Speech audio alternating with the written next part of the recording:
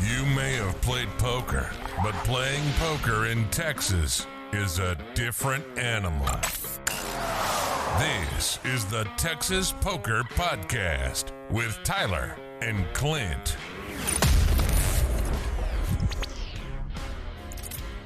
Hello, this is the Texas Poker Podcast. I'm Tyler. This is Clint. What's up, y'all? We are back with episode 5. Episode 5. Good to be back. Just cranking out the episodes at this point. So, this past week, how you been running, man?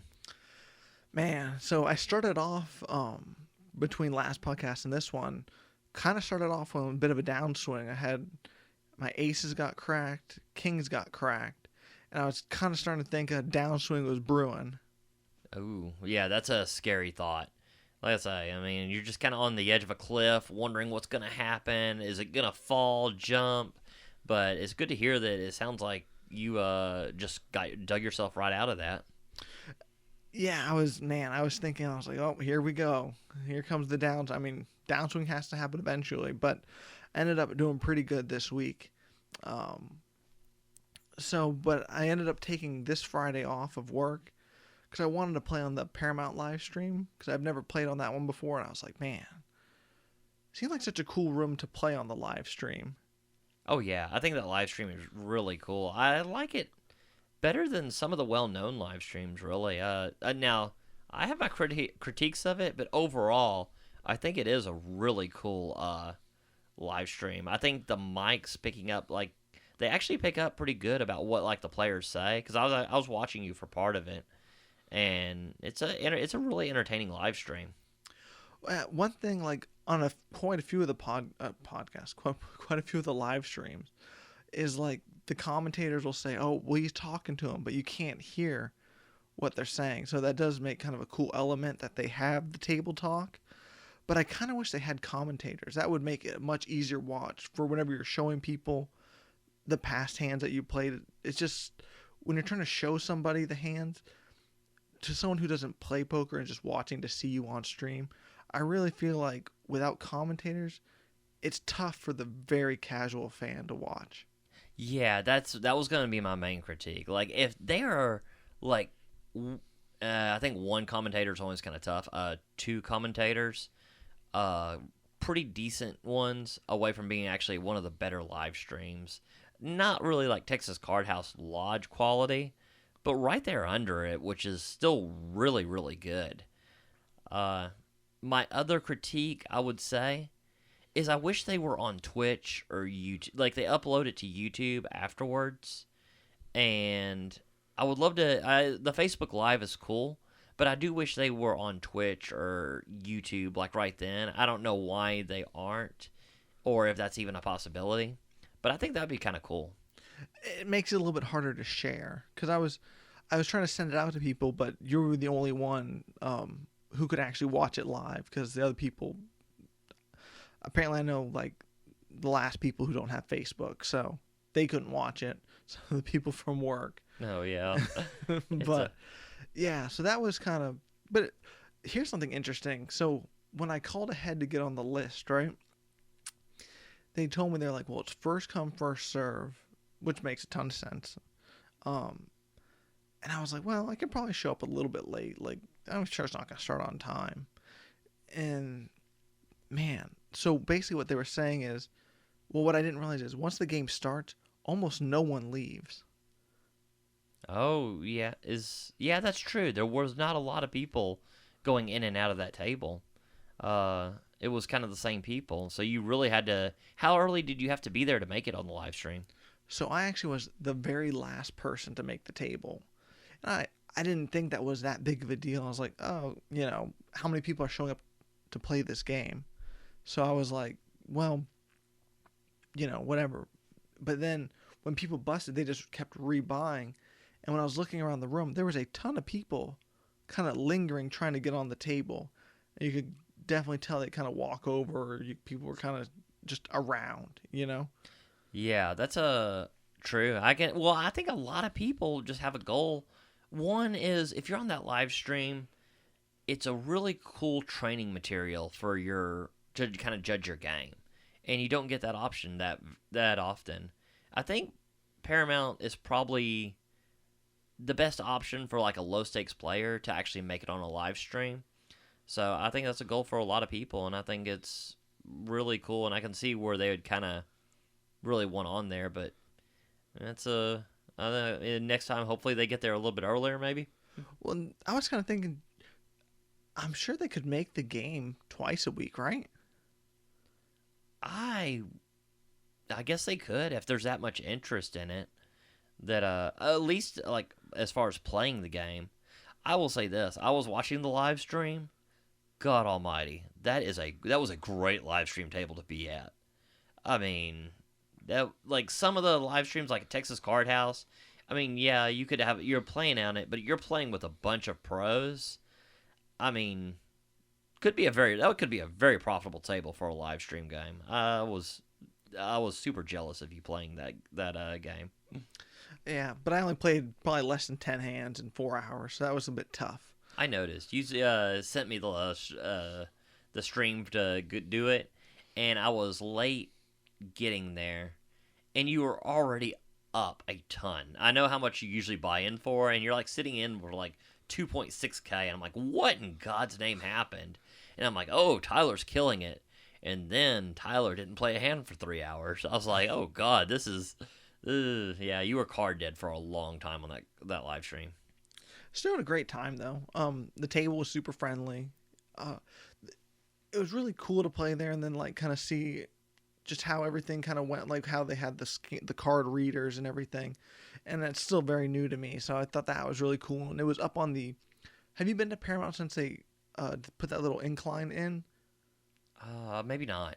So back where we used to play, like there was remember that little step up where you would play? Like when you come in to the left, there's that one little step and then all the tables are there? Yeah. So they redid that whole thing. That whole floor. Okay. Super nice. But all the tables but one are over by like where the cage is and the snacks and everything and the monsters. Well, I have been there since they moved all the tables over there. I noticed they always used to use that area where the step up is for all the poker, and they just didn't. I didn't know what the reasoning was for. Oh, they redid the floor. Looks great. And I'm sure they're going to end up moving everything back over there. So it had just got finished. So they only had the live stream table on there right now. Oh, that's kind of cool. So that's like I say, I mean, I was really impressed with it. I'm very happy you got to do it, and it's gonna be a goal of mine to go ahead and do that live stream as well. See, it seemed like a really fun table. I always love the quality of just the cards, the people, just the views of the people, and the mics, and pretty much everything about it. It's like I say, it's one of the better. I wouldn't say one of the best ones, but it is a very good one. I would probably say it's one of the better ones. As far as, like, I like how their camera setup is. Makes it easier to watch, I feel like. Because there's some where it's really hard to see what's going on. I don't know. I found it very easy to watch when I went back and rewatched it. Well, it's really good. But, I mean, I don't think, like, Texas Card House is off the charts. And to me, like, I don't think Paramount is really competing with that. I mean, it's not really something you're really competing with. Paramount's trying to be the best, like, live stream that the average player can go and play. So I think that you have, like, two different just goals in general. But I think for what it is, I think Paramount's live stream is really good. Right, and that, yeah, I guess that I can agree with for sure. It's a great point. But yeah, that's really awesome. I'm glad you did well on that one. Like I missed the hand that just apparently you murdered it with. Like, what happened? I have no idea what it was. So basically what happened was someone raised pretty big pre-flop and ton of callers. I had a small pocket pair after a ton of callers. Love that. Called. Flopped a set on a flush draw board. The pre-flop raiser C-bet pretty big. Got a caller. I re-raised. Pretty much committing me all in. He calls. The other guy calls for less. The turn is a blank. I go all in for a few $100 now. he snap calls. It's just a set versus aces versus a flush draw. Yeah, hands that pretty much play themselves for the most part. Yeah, I was thinking from that guy's point of view with the aces, can you ever make that fold there? Aces. So give me the board again. I believe it was Queen 3-7 with 2 spades or 2 clubs, whatever flush draw it was. I believe that was the board.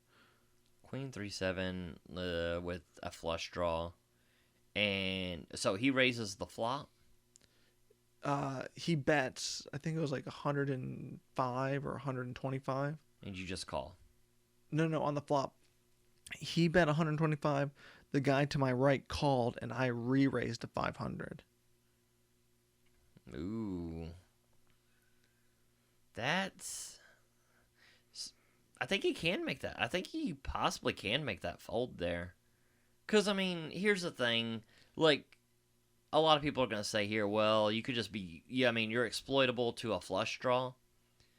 Just most people are not playing their flush draws that strong after there's been a raise and a call.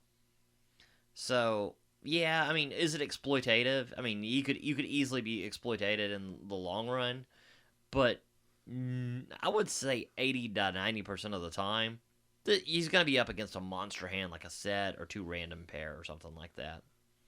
So, I guess, could someone do that with like ace queen maybe? I don't... I will say this, maybe it's a fold you can make, but it's not an easy fold either. Not with the flush draw, and I guess it could be someone overplaying ace-queen too. You'd be super sad if you look back on the live stream and I had pocket kings. Oh, yeah, 100%. Yeah, pocket king. But I feel like pocket kings and pocket aces, there's going to be a little bit more action pre-flop. It wouldn't be a one race pot. True, but we did see ace-king limp or call in earlier in the stream too, so I saw so many things on that stream that made me want to be at that table. Well, I will say though, if you are going to play, show up early because it seemed to fill up quick and no one wanted to leave once it started. So that's probably, if you're going to take anything away from it, if you want to play at that Paramount live stream game, show up early because it seemed to be everyone was already there before I got there, and I was there early, and I was the last person to get on. That's a really good thing for the listeners to know, because I do feel like there's going to be a lot of interest in getting on any live stream. And the other thing I really like about the Paramount live stream, some live streams do charge like a little extra, or it's highly, you're kind of supposed to tip or something like that. Paramount, just the live stream is what it is. So, I mean, there's no added time, no anything like that. So, I mean, I really like that about that stream as well. Right, I was kind of not really shocked, but I was more relieved to hear that because I called ahead to ask them that, and they were like, "No, it's just the normal time rate." I was like, "Wow, okay, great." And then I was almost that guy who showed up an hour late to just play 1-2 and kind of look around and try to get on the table for a little bit, and maybe not the whole thing. So happy I didn't do that because there was no chance I was getting on that table. Yeah, so. I mean, that's a really cool idea. And, I mean, you could use that video for, like, sending to a coach or stuff like that. Did not seem like that was a table where a lot of that's going to be used for that. But maybe. I don't know. Definitely not for me, because I didn't play hardly any hands. And the 2 hands I played basically play themselves, so. Yeah, you had a couple where the only hands I saw you in were, like, 7-8 suited, where you're up against, like, pocket 10s. And then King Jack off, where you were up against King Jack suited along with other monster hands. I was just like, fold, which you made the correct fold. But that's the most exciting things I saw you do. I guess for the raise size, you never fold it, but I raised with ace queen. Got a call, then someone min-clicked it back to me. And, like, I hate playing ace queen in a 3-bet pot. Just because, what are you hoping for when you flop the ace? So often you're up against ace king, it feels like, or if you hit the queen, I mean, you're just never feeling good. You never feel good when a lot of money goes in the pot when you have ace queen, unless you have a straight. That's true. I don't mind. I'm probably never actually folding for the min click, so I'm always calling there. but it's very player dependent, because there are just certain players who their 3-betting range is basically jacks through aces and maybe just ace king. I mean, maybe not even ace queen. So, but like say ace queen and above. So I think it's very dependent on the player. If it's a player who you think has the ability to raise it, to make a 3-bet kind of light or as a bluff or something like that, it's definitely. I mean, at that point, you have to call even like a larger raise. For a min click, I'm just calling, but you're right, it does put you in a weird spot on certain things. It was kind of cool because the guy to my right, once we all folded, the guy didn't show his hand, and I looked over to him. I said, he has pocket kings there so often. Just so often he has pocket kings there. And he was like, you think so? I was like, well, man, we're about to find out. I'm watching the live stream. And he did. So that was pretty cool. That's a pretty damn good fold. I mean, I'm not folding ace queen for the min click, so I mean that's a good fold. I did not fold it for the min click. Oh, you didn't? Oh, okay. The way you said it, I thought you did. So okay. No, I folded it for the C bet when I flopped nothing. So okay, I can fold that too. Yeah. No, that is in my wheelhouse. Yeah, it was like, don't paint a picture that didn't happen. I called. And flopped ace high and folded. So I thought you soul read this man and just was like, no, not today, sir. No.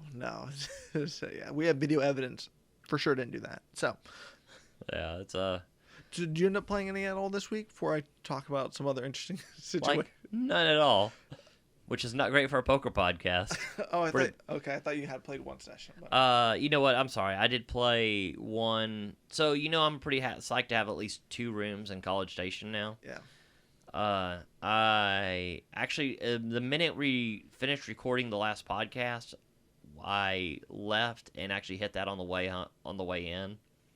I mean, it made a profit of like 120. So, I mean, not retiring off that, but I'm not crying about it either. Any profit's a good profit as far as I'm concerned. And again, like I say, I kind of enjoyed that. I went to go play again, but did not get on a table, which was super annoying.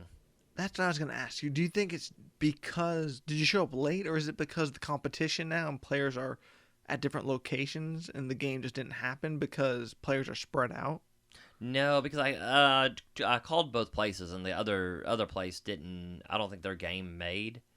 So I went to that one. And to be all fairness, they told me that there was 10 players there and that I would be the next on the list. But I was first on the list. I really did not think it would. I was there like 2 hours. So, and then, like, you haven't experienced this yet. You're in a different stage of life than I am. You just live with your girlfriend. You have more time to yourself.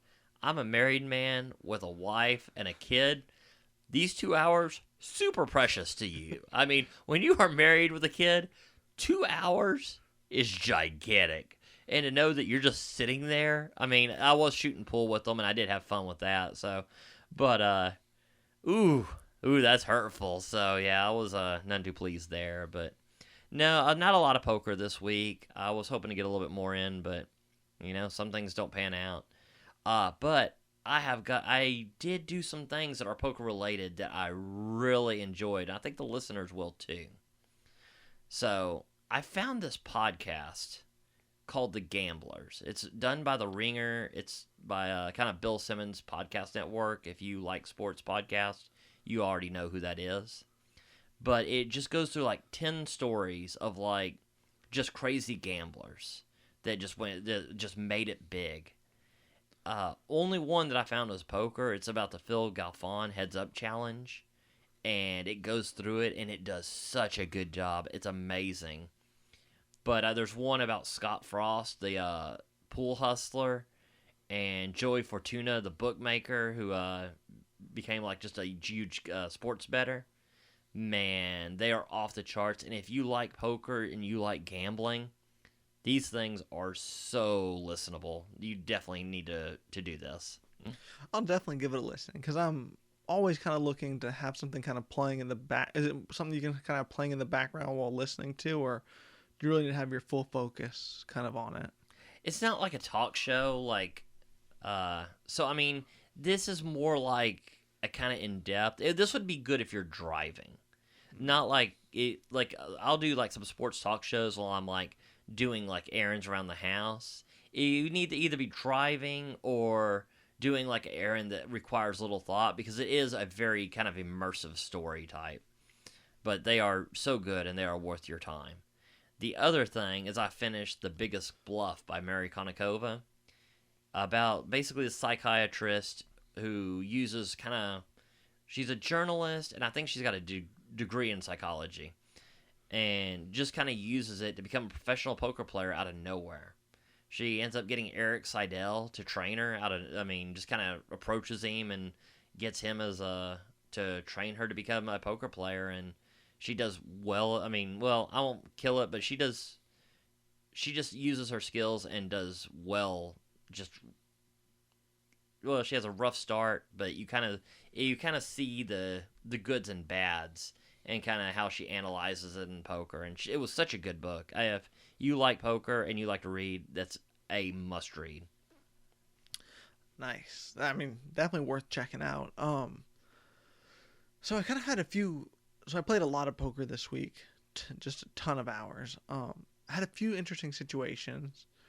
And I think you'll probably know the rule. You'll definitely know the rule better than me. As far as the exact particular rules, we had kind of an interesting situation at a different poker room this weekend. So somebody bet big, right? Well, I mean, whatever. They bet.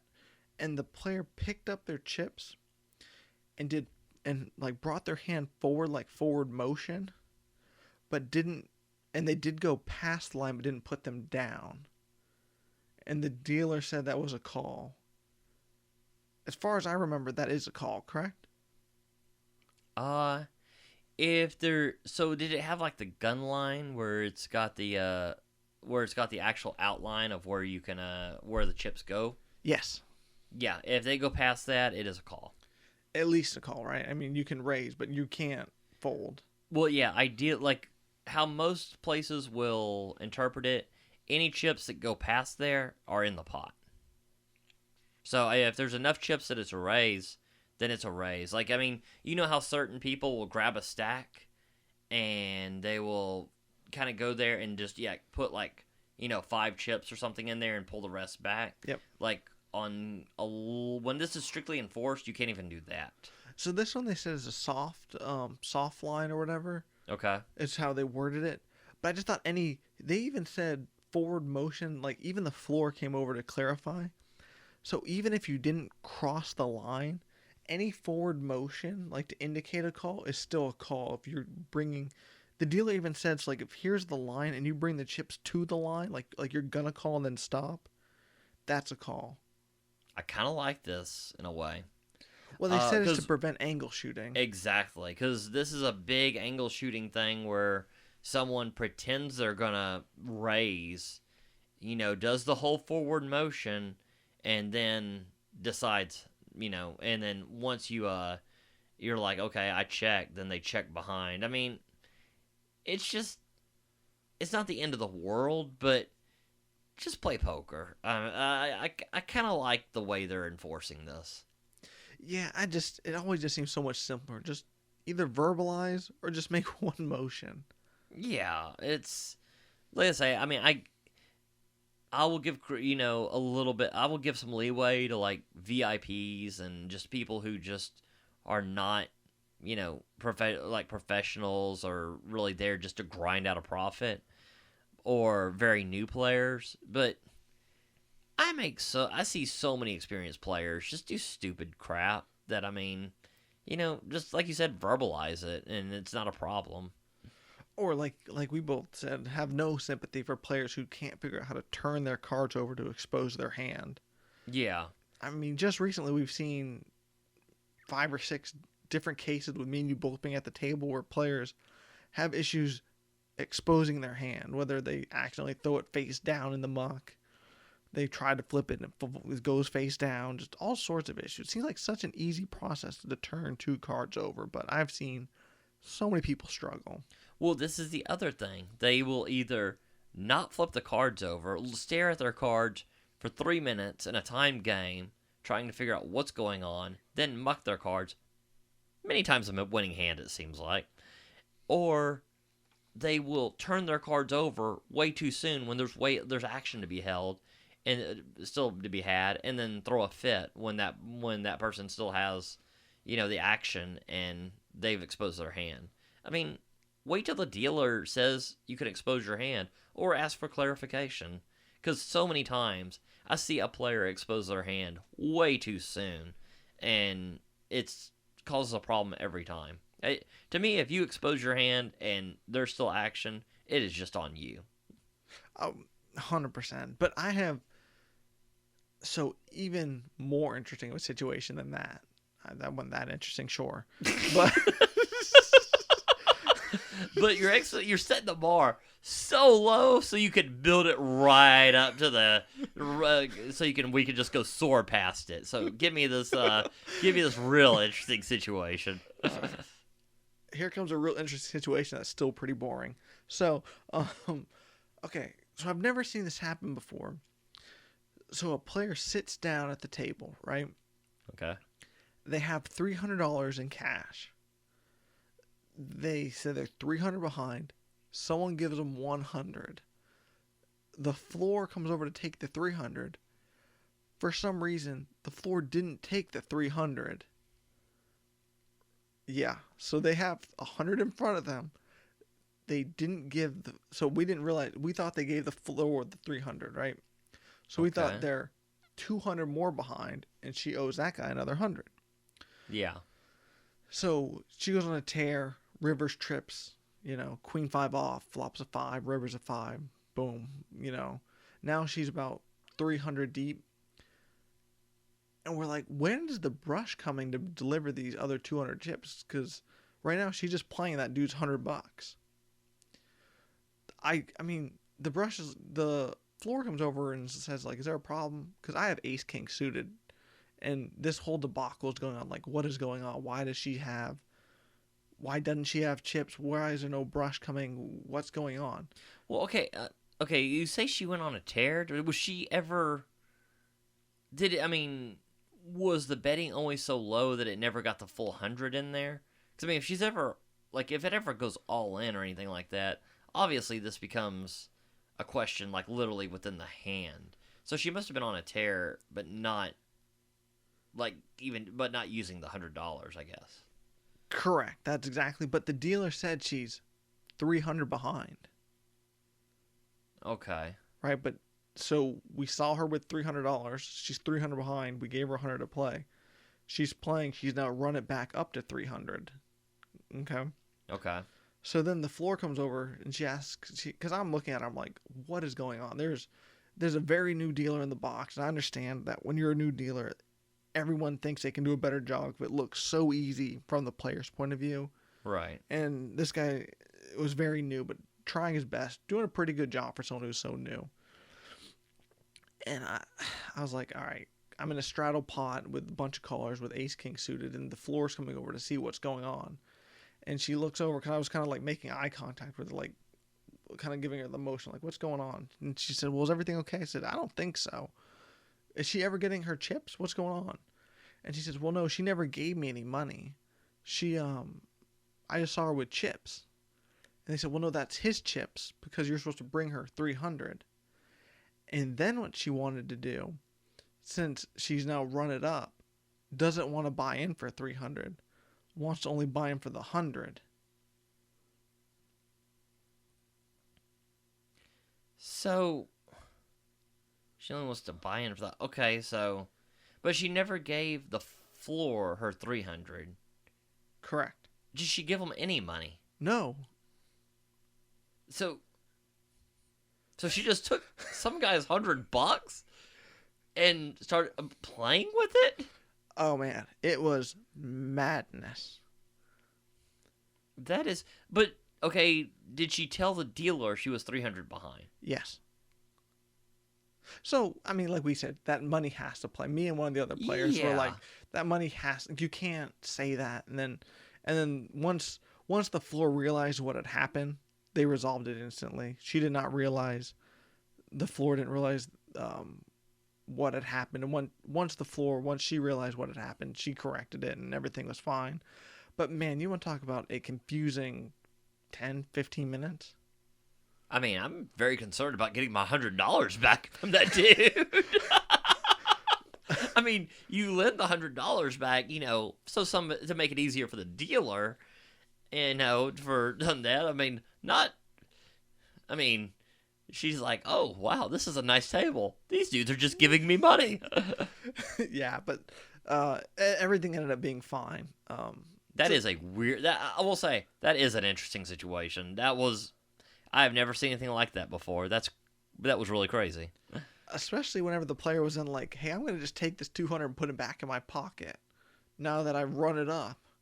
Yeah, when they told her, hey, obviously you can't do that, did she argue? No, not at all. Okay, well that's not bad. I mean, I don't know what to make of that. I mean, did she seem new? Super new. Didn't know to keep the cards on the table, stuff like that. Super nice. I mean, just super new. And but man, it was just so much. You don't ever really appreciate having an experienced dealer until you don't have one. Yeah, but I will say that I can see that being an easy mistake to make too. Because, okay, if they say they're 300 behind, you see the floor come over kind of around there. I mean, the assumption is they gave them the money. I mean, if I'm a dealer and I'm dealing with all the other crap, I could see it too. I mean, oh, I thought you gave him the money too. Yeah. I was floored when the floor came over and she said, "Oh, she never gave me the money." That's really wow. Okay, well, like I say, me and you are both big on, like I say, cutting players slack who are new to the game or just who play for fun without really, striving for the profit. Everybody wants to win, but it's not going crazy with it. Players who are just good for the game in general. So we cut her a lot of slack, but that is a weird situation. Another weird situation that happened shortly after that. Kind of funny. I ordered a chicken sandwich. They didn't have any chicken sandwiches, so I said I'll get the burger, and they brought me a hot dog. And I was like, well, I mean, I waited an hour for this burger, which is a hot dog. If I told the dealer, I said, there's no way this is your burger. It is a hot dog cut in half. So this is a disaster of a burger. And he said, yeah. I was like, this is the burger? Like, but I don't want to complain because I just waited. I've already paid. Tyler's like, you serve me just goddamn anything at this point. I'm going to eat it. I mean, it was great, but it was real awkward when they showed up with a burger a few minutes later and someone was asking what happened to their hot dog. Oh, did that really happen? That really happened. And I told him, I said, I just didn't want to complain. So, sorry. Yeah, Tyler was like, yeah, I was trying to be nice. I was trying to be one of those nice customers or whatever. Oh, that is an awkward situation. I was like, your hot dog, it was good. It was great. I mean, it was great. But you know that feeling whenever I'm on the last bite of the hot dog and I see them walking around with a burger trying to figure out whose it is? And then they point at me and I put the last bite of hot dog in my mouth and just give them the shrug. Well, that's... And they were like, yeah. And they said, did you order this? I said, no, I just didn't want to complain. Did they give you the burger? They offered it, but I didn't need that much food. I was full. I mean, the hot dog, by all means, was great. Tastes great. The food was great. And I was like, man, this is already enough food for me. And they offered me the burger. They said it would be free of charge. We already have it made. I told them they ended up giving it to two other players who cut it in half, which was perfectly fine. Okay, well, but they offered it to me first. They said I could have it free of charge. Don't worry about it. We've already made it. It was our mistake. I don't know whose burger or hot dog it was, but I think that was one sad dude leaving the room. I think it was a dealer who ordered it. Oh God, who was getting worse and worse. I didn't feel great, but like, well, that's you should have dealt me better. I'm eating your food now. Yeah, but okay. So this leads me to with that new player. talk, that kind of this talk of the new player coming in, kind of brings a different topic though of like whenever someone comes just to have fun and gamble it up and just throw chips around and have a great time, right? Some players get so frustrated when a player like that shows up, which I just don't understand. Like, so I buy in normally pretty deep for a 1-3 game, and he showed up and he wants to buy in just as deep as me, which I welcome. It's fine, right? That's great. Oh yeah, absolutely. Especially if it's a fun player. Well, I recognized him from before, but he's like, "Can I buy him for this much?" They're asking me. I was like, "Dude, I don't care. I told him you can buy him for whatever your bank allows. Yeah. However much you have, you can put it. It's fine with me. I don't care." And so he bought in pretty deep, but like people would get so upset whenever he'd just be raising big pre-flop and raising big on the flop, and it just seems like whenever someone comes to, because I normally don't talk that much at the table, or I normally just kind of do my own thing and not really get involved in it. Right. But when you have a player like that who shows up, he was sitting on my left, and when he shows up and is just trying to have a good time and no one's really facilitating him to have a good time, it's just so important that you kind of help that player get why they come there if you're going to try to get a profit. You kind of... Yeah, I mean, well, and people not only do not facilitate, but they will berate players for, making bad calls, calling down with gut shots or something like that. So, you want bad play. I understand everybody is frustrating when you get sucked out on the, I mean, you were frustrated last week when the gut shot hit at the, when you had the aces. But I mean, everything's frustrating, but over time, if you don't have players making bad decisions and playing badly and getting lucky here and there, I mean, poker's not going to be profitable. So, yeah, I mean, people have to really give these people, I mean, I would say, like, on the vlogs, like Ben Deach, I don't know how many of our listeners watch the vlogs, but Ben Deach is one of my favorites because it's just interesting to me. But, I mean, he's real good about, like, the VIPs and using the kind of giving them the special treatment and everything, and that's how it should be.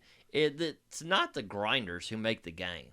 It's definitely the fun players and all that, and they're the ones in demand, and we should definitely be doing everything we can to kind of, make it fun for them.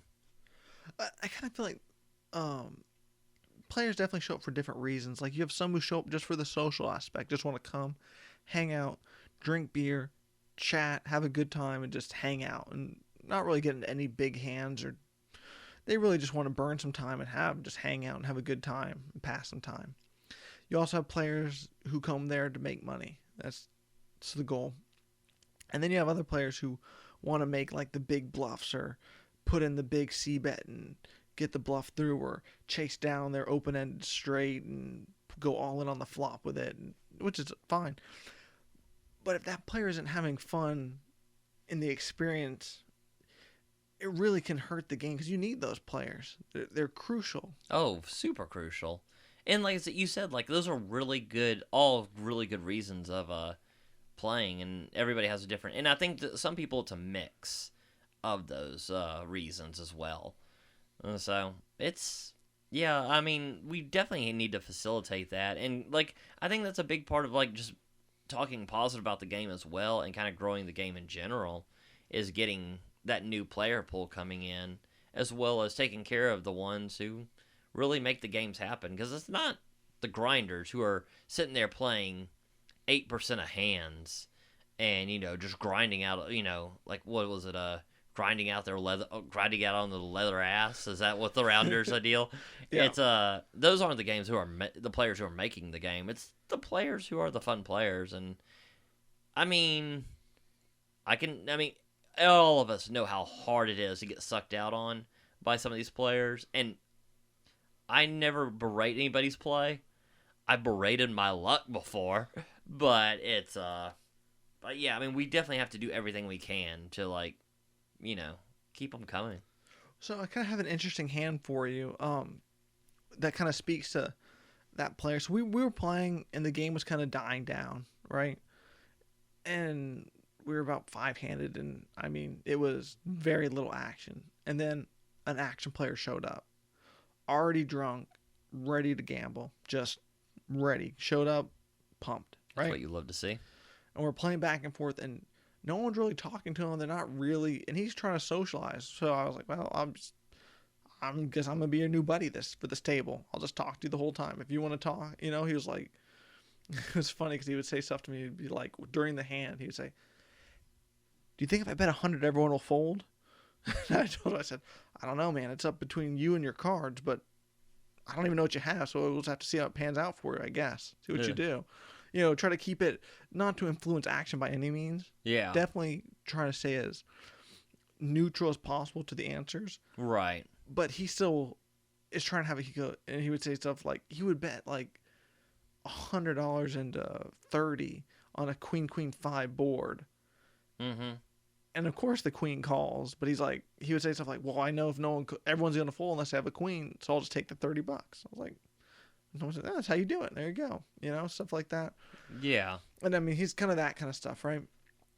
And then here's kind of an interesting situation. So we were kind of going back and forth talking, and he's straddling every hand, and I get dealt pocket deuces, right? And everyone calls. Then he raises from the straddle. He's on the button, and he raises somewhat big, but we're playing pretty deep, and it's 3 ways, right? And he looks over to me and he goes, "Hey, I think I'm going to go all in blind this hand." And I told him, I said, "Oh man, don't do it, because if I hit, that's it." I told him I have a great hand for that strategy. So I told him when I had pocket deuces. Right. He's like, and he whispers, he goes, "I'm going to go all in blind." Oh God. Did he go all in blind?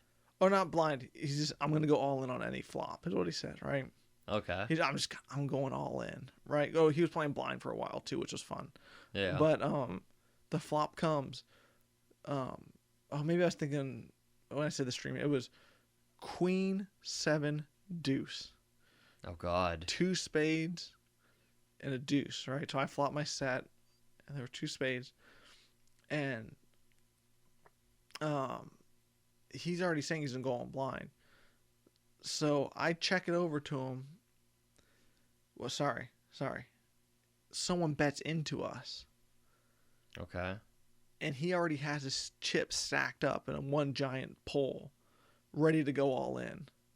Kind of like, like the cheese grater. So he has them up like that, right? Right. Already ready to go all in. And I'd kind of already told him, like, he had made a good fold earlier with me, because I'd flopped trips one time, turned 2 pair, stuff like that. And I was being friendly with him, telling him, like, good fold, stuff like that. Right. Just to be nice. And the guy bets pretty big. And I was going to re-raise him, but I knew my guy to my left here could do something crazy. So I call, and then I call the $30, and he goes, "Should I go all in blind?" So I said, "You shouldn't." And told him, "Please don't. And it's going to be a disaster for you if you do." So I tell him. I tell him that. Yeah. Tell him you really don't want to. You shouldn't do it. A player not in the hand looks over to him and goes, "Chicken." Oh God. Oh God. Yeah. He looks over and goes, "Chicken." And then he puts all his money in. The guy who's even deeper than him, because he had taken some bad beats, if you can believe it, calls that bet. I then go all in over the top. Oh wow. That guy snap calls me. Right? And I was a little bit over 500 deep in the hand. Okay. Yeah. And then I bowed on the river, and the other dude had ace king of spades with just the 2 overs and a flush draw. And the player to my left didn't even show his hand. He just shook my hand and said, "Good hand," and walked off. Yeah, he got it like he took it like a champ and everything. I mean, to be honest, you were being super nice by, telling him, by basically verbalizing that you have like a big hand. So, but I mean, I guess your new buddy was the guy who called him a chick. Right. I mean, he was super apologetic about it afterward to him. But I mean, I don't know. I kind of think he was going all in no matter what. After he had already told me before the hand, like he'd already like told everyone, it's like, I'm gonna just go all in on the flop. Well, it seems like he was just there to have a good time, and I mean, eventually, when you're there just to have a good time, you're gonna run into a monster when you're, betting big on a lot of flops. And here's the other thing: is he was very drunk, but he was a pretty good player. He knew, he was way better than the average player for sure. And I feel like if he was sober, he'd probably be a winning player because he could call my hands out pretty good when we were playing against each other. And made some pretty big folds. And then once he went all in, well, he had some pretty good folds before that too and called my hand out. Which, I mean, definitely seemed like he was a pretty good player. Could be profitable if he wasn't just gambling it up for fun. Well, I think different players play at different times. You can't stereotype completely because, let's say when I go to Vegas, once I'm up a couple grand, I'll go to a 1-2 table, say fuck it. And I mean, I usually don't drink when I play poker. I'll drink and I'm there just at that point to have a good time and have fun. And, if I win, I win. If I don't, I don't. I'm the kind of out of grind it mode. And, I'm like, well, that's $200 that's gone. But, like, drunk, I don't play my best. But I'm probably still better than a lot of 1-2 players. So, I mean, but at that point, you would definitely think I am horrible. So, you can't completely stereotype some of these players. I mean, some of them might be good, and they're just like, this is a day, they're just having fun. Yeah, and I mean, I had seen him play before and knew that's exactly, he's just an action player who's there to have a good time. Yeah. So that's why, because we had like an incident where he couldn't turn his cards over or something. He tried to, and it was a very small pot, about $25 or $50. And everyone was like, no, he shouldn't win that pot. And I was like, calm down. Like, you're all going to get your money back. Like, just let him have fun. Why are we... Like, yeah. Like, just let him have fun. I don't understand. You cut the players like that so much slack. I mean, just like you say, let them have fun. Let them enjoy the game. I mean, you need those players to keep coming back. You need them to spend their money and feel like it was still a good time. Oh, and it was someone who seemed like, I mean, he bought in deep stack, but it did not seem like the money did not affect him very much at all. He seemed more bummed that he had to leave than that he lost the money. Well, I mean, some of these people, like, I like poker players because they can think analytically, like good ones. But the other thing, like poker players can have such gigantic egos. I mean, some player who's probably above average and is sitting there grinding out $20 an hour, I mean, guess what? You might be beating this guy at the table, but these three guys who you're beating out at $20 an hour, they're able to lose that exact amount of money and have it not matter because they've also been smart everywhere else in life. So, I mean, like, some of these poker players, I mean, kind of need to keep the egos in check because some of these people who are VIPs or whatever, they're VIPs and they're playing poker for fun because $20 an hour for them wouldn't do shit. Yeah, it kind of seemed like this guy's kind of route. I play with some players like that too at, like at 52 or something where, I mean, you've been there. It can just be a madhouse at times. Oh, yeah. So it's, I mean, it's, like I say, you're right. We really need to take care of, like, the good players and keep them coming, good players for the game and keep them coming back. All right. I guess that concludes episode 5. We'll see you guys next week. That was the Texas Poker Podcast. Go ahead and rack up, add time, and we'll see you next week.